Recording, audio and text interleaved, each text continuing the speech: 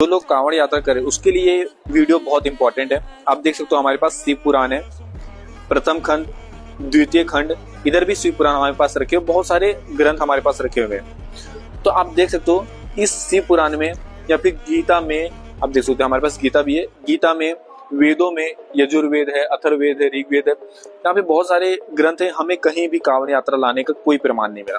तो एक बात हमें बताएं महाराज, आप कहाँ से कांवड़ यात्रा लाने का प्रचलन स्टार्ट किए?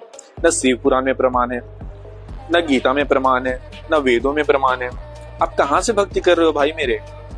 अरे जब शास्त्रों में प्रमाण है नहीं तो आप मतलब किस लिए अपना जिंदगी बर्बाद कर रहे हो, किस लिए अपना समय बर्बाद कर रहे हो? आपको किसने बता दिया कि कांवड़ यात्रा करने से लाभ होता है? किसी ने बताया आपको?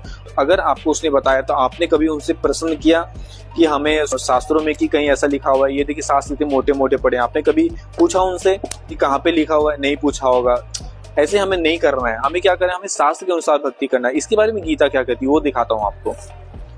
गीता अध्याय 16 श्लोक 23 में है कि जो पुरुष शास्त्र विधि को त्याग कर अपनी इच्छा से मनमाना आचरण, अपनी इच्छा से मतलब समझ रहे हैं, मतलब अपनी इच्छा से, ना शास्त्रों में लिखा है, ना वेदों में, ना गीता में लिखा, कहीं नहीं लिखा हुआ है, और अपनी इच्छा से चल गए यहाँ कांवड़ यात्रा लाने के लिए, जल चढ़ाने की, गंगा जल चढ़ाने के लिए, वह न सिद्धि को प्राप्त होता है, न परम गति को, न सुख को ही। मतलब अपनी इच्छा से कोई भी कार्य करेगा तो उसको कोई सुख नहीं मिलेगा, स्पष्ट लिखा हुआ। अब भी बोलेंगे भगवान हमें लाभ नहीं देते हैं, मुझे इतनी गरीबी क्यों है, मुझे इतने दुख क्यों है?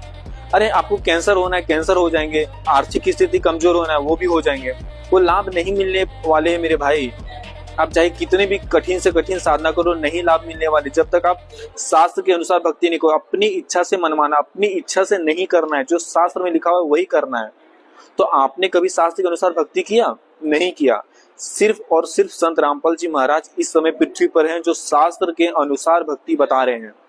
हमें शास्त्र के अनुसार भक्ति करनी चाहिए। अगर आप चाहते हैं कि आपके शरीर में सुख, आर्थिक स्थिति सही हो और आपकी जो बीमारी है, कैंसर तक के रोग यहाँ ठीक हो जाते हैं संत रामपाल जी महाराज जी के शरण में आने के बाद, ऐसे ऐसे चीजें ठीक हो जाते हैं।